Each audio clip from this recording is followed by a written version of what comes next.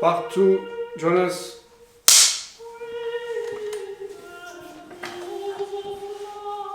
Okay, Jonas, so you wanted to talk about something else? Well, we'll go roundabout. Let's address the your methodology a little bit at this time, and then we'll relate that to the more philosophical and your work. Now, and you can make those associations as you like. Okay. For me,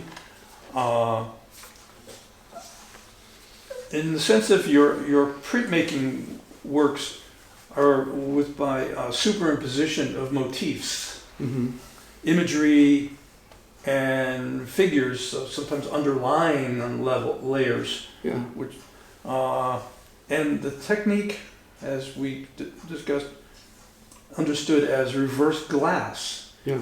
Now, in which in painting I've seen this many times, but in printing it's much more complicated.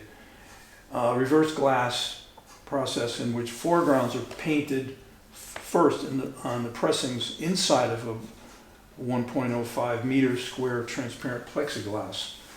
Actually, you're working on an inside-out sequence in successive layers, and your imagery often interlocking star patterns, such as in Arabic non-figurative art, whereas in your work there's more association with figures. In imagery, often erotic, and these are really, I would say, comprehensively manifested in your work, in the sense of comprehensively that they're integral and integrated in your process. Yeah, in fact, I'm using silkscreen printing. Silkscreen, yeah. I'm printing the image with a table. It used to belong to Andy Warhol. It was at a factory, I believe. So oh, really? I bought it from my boss. I was printing in with Drexel Press in Long Island City. And he had this old press, this old table. He said, "Oh, I was looking for a table." And he said, "Oh, it used to belong to Andy Warhol, so I bought it." And he's bringing it to me to my studio. So it's a short story, you know. Yeah. Silk screening is a good way of copying images with the right color I want, and I'm mixing them, untangling them, because I like to create some confusion into the work of art. I don't like to things to be obvious. I like things to get in and get out, and what you call in France voiler, dévoiler. Like voiler, I mean showing it and not showing it. You know, it's like a game. Yeah. And I'm using a lot of patterns. There's some flowers pattern coming from Japan, from India. Yeah.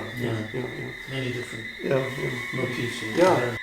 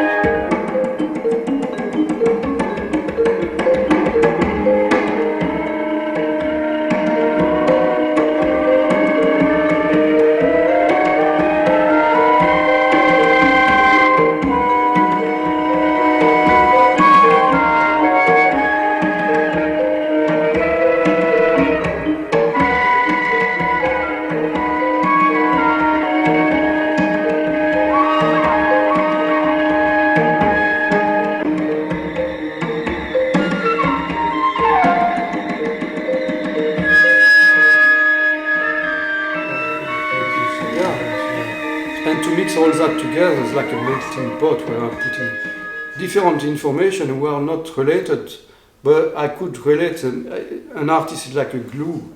We're gluing things together, putting things together, in order to make a quote a new world, a new information. I'm recuperating information and put them together. So it's something new. I'm mixing.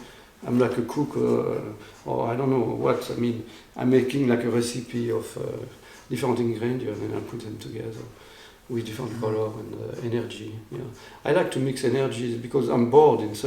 I'm bored to live in one culture. I'm bored with French. I'm bored with American. If I were living with the asthmat, I will be bored with the asthmat. I like things to be more open-minded. That's really important because we are all wrong. Americans are wrong, Israelis are wrong. But we don't have the we don't have in French we say la science infuse. We don't have the higher level of sagesse, of conscience. Nobody has. That's the problem. That's right there. I mean, yeah, we have some small part of it. So I'm taking those small part and I'm mixing them in my work. So maybe I could get it more wiser than other. I don't know. I'm trying to. Well, I don't mean to keep repeating my point, which is we need to bring out. We need to carry the level of the culture consciousness to understand art. So the appreciation will come back with art, and how we see what's happening in art markets, not to preach, but really it's most important that expressions are really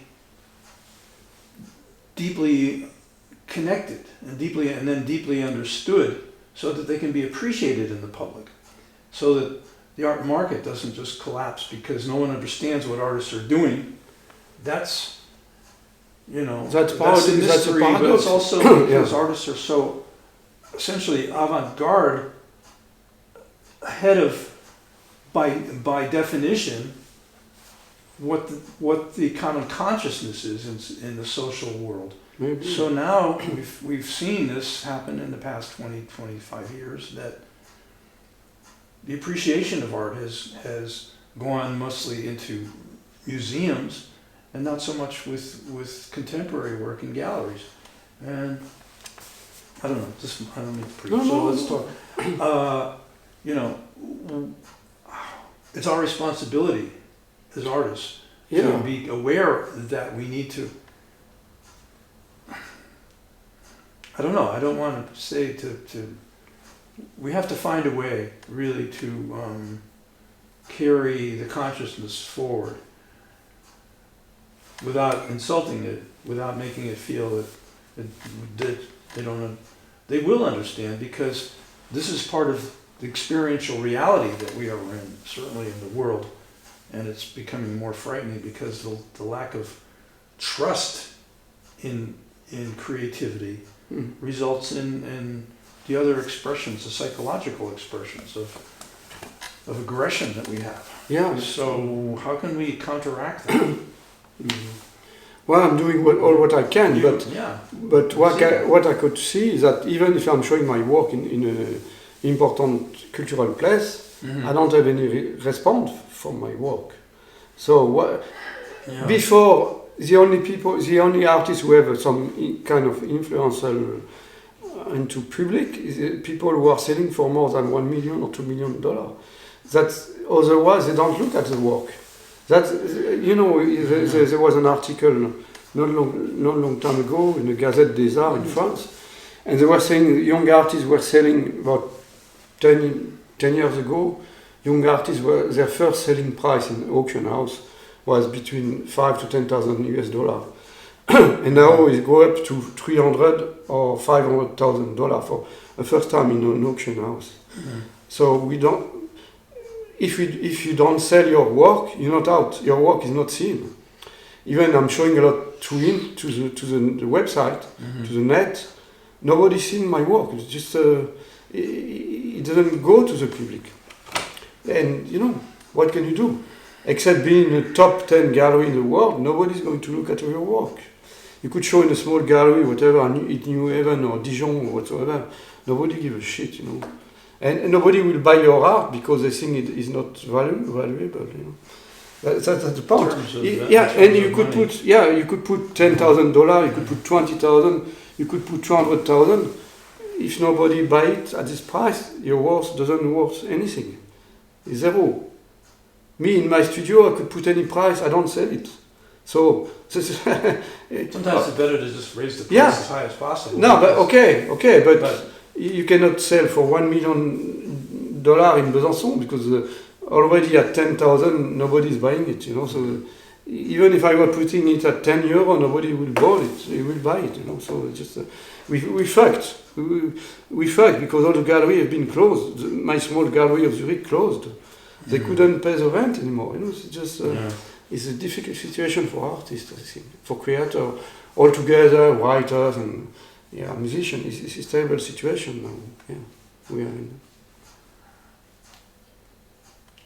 But the issue that I've been dealing with in terms of what I see out in the public in the galleries and where the wealth is going.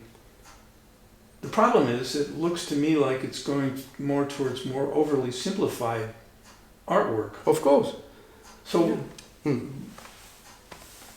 nobody that's just a counteraction of. But you cannot go against Damien Hirst. Of consciousness. He's selling for 2 or 3 million, so nobody could. He's showing in every museum. I don't have nothing about his work about him. Or Jeff Koons, they're all over the world.